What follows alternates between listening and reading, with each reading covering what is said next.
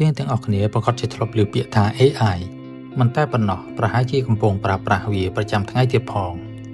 ពាក្យពេញរបស់ពាក្យនេះជាភាសាអង់គ្លេសគឺ Artificial Intelligence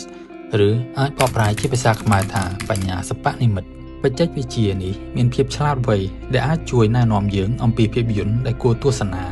ជួយយើងគេចពីភាពស្ទះចរាចរណ៍ជួយបកប្រែភាសាជួយវិភាគជំងឺហើយអាចថែមទាំងជួយបង្កើតតន្ត្រីរូបភាពនិងវីដេអូផ្សេងៗថែមទៀតផងតើវាជាម៉ាស៊ីនដែលចេះគិតពិចារណាដូចមនុស្សមែនទេហើយតើវាមានភាពសាមញ្ញដូចមនុស្សដែរឬទេនៅក្នុងវីដេអូនេះយើងនឹងស្វែងយល់ទាំងអស់គ្នាអំពីបច្ចេកវិទ្យានៅពីក្រោយ AI របៀបដែលវាដំណើរការភាពសមរបស់វានិងហេតុអ្វីបានជាវាក្លាយជាការបង្កើតរបស់មនុស្សដ៏សំខាន់នាពេលបច្ចុប្បន្ននេះភាពស្នូលរបស់បញ្ញាសិប្បនិម្មិតគឺជា software ដែលអាចរៀនចេញពីទិន្នន័យបានមិនដូចកម្មវិធីសម័យមុនដែលប្រើប្រាស់រូបមន្តបញ្ជាជាក់លាក់ដែលសរសេរដោយមនុស្សនោះទេប្រព័ន្ធ AI អាចសម្របតាមនិងកត់សម្គាល់លំនាំនិងអាចធ្វើការសម្រេចចិត្តបានដោយផ្អែកតាមបទពិសោធន៍របស់វា AI មិនមានសតិដឹងឬអារម្មណ៍ដូចមនុស្សនោះទេវាមិនយល់អំពីពិភពលោករបស់យើងដូចទៅនឹងមនុស្សនោះទេផ្ទុយទៅវិញវាប្រើប្រាស់លំនាំបែបគណិតសាស្ត្រចេញពីព័ត៌មានដ៏ច្រើនសម្បើមដែលវាមាននៅក្នុងដៃហើយប្រើលំនាំទាំងនោះដើម្បីធ្វើការព្យាករណ៍ដើម្បីយល់អំពីដំណើរការរបស់ AI យើងចាំបាច់ត្រូវចាប់ផ្ដើមជាមួយទិន្នន័យជាមុនសិនទិន្នន័យប្រៀបដូចជាប្រេងឥន្ធនៈដែលធ្វើឲ្យបញ្ញាសិប្បនិម្មិតដំណើរការបានប្រកបដោយប្រសិទ្ធភាពប្រព័ន្ធ AI ទាំងអស់រៀនអំពីទិន្នន័យនានាដូចជារូបភាពអត្ថបទសំឡេងតួលេខវីដេអូអំណាច sensor របស់វាឧទាហរណ៍ដើម្បីបង្រៀន AI ឲ្យចេះកត់សម្គាល់មុខបានយើងត្រូវបង្ហាញរូបភាពដែលមានកំណត់ស្លាករាប់លានសន្លឹកដល់វា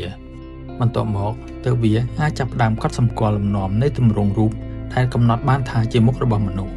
ទិន្នន័យកាន់តែមានគុណភាពខ្ពស់វាក៏កាន់តែដំណើរការប្រកបដោយប្រសិទ្ធភាពខ្ពស់ដែរបើគ្មានទិន្នន័យទេ AI ក៏មិនអាចរៀនបានដែរនៅពេលមានទិន្នន័យគ្រប់គ្រាន់ AI ក្លាយជាកម្មវិធីដ៏មានអានុភាពដ៏មហិមា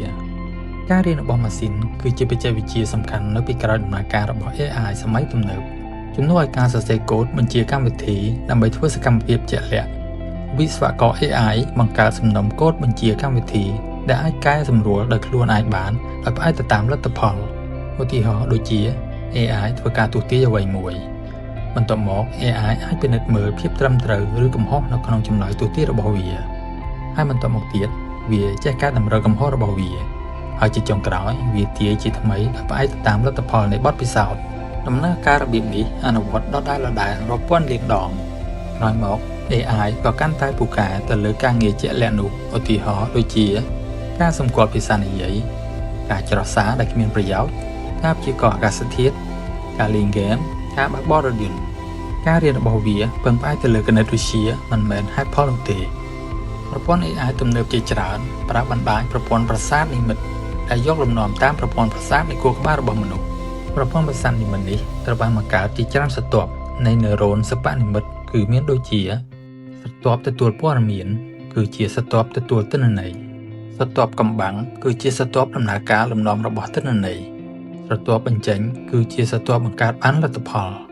ការតភ្ជាប់នីមួយៗនៃស្រទាប់ទាំងនេះមានការថ្លឹងថ្លែងដែលកំណត់ពីភាពសំខាន់នៃព័ត៌មានដែលវាទទួលបាន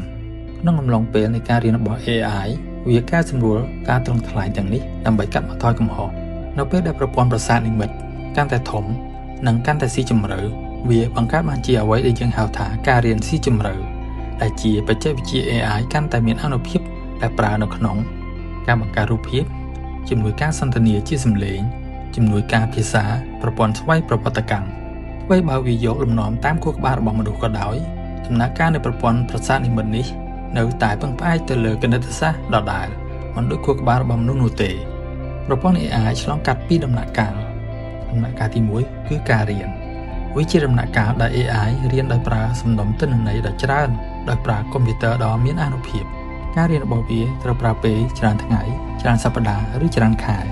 ដំណាក់កាលទី2គឺដំណាក់កាលការប្រើប្រាស់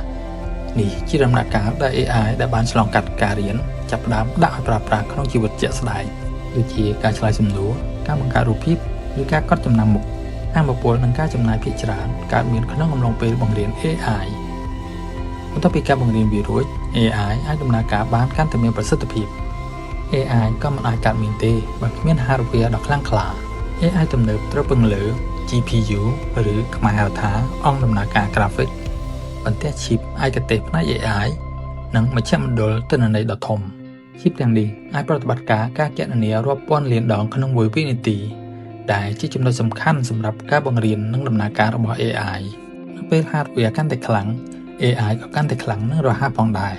ការវិវត្តដ៏ឆាប់រហ័សនេះក៏ជាហេតុផលដែលធ្វើឲ្យបច្ចេកវិទ្យា AI មានការវិវត្តយ៉ាងឆាប់រហ័សដែរអ្វីបើ AI មានអនុភាពខ្លាំងក៏ដោយវាក៏នៅមានកម្រិតនៅឡើយ AI អាចបង្កើតកំហុស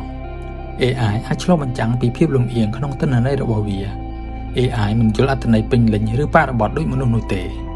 AI មិនចេះគិតហេតុផលដូចមនុស្សក្នុងកលៈទេសៈល្អឬអាក្រក់នោះទេ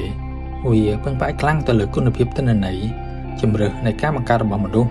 ការប្រើប្រាស់ដោយការទទួលខុសត្រូវរបស់មនុស្ស AI គឺជាឧបករណ៍ហើយមិនមែនជាឧបករណ៍ជំនួសឲ្យការវិនិច្ឆ័យរបស់មនុស្សនោះទេ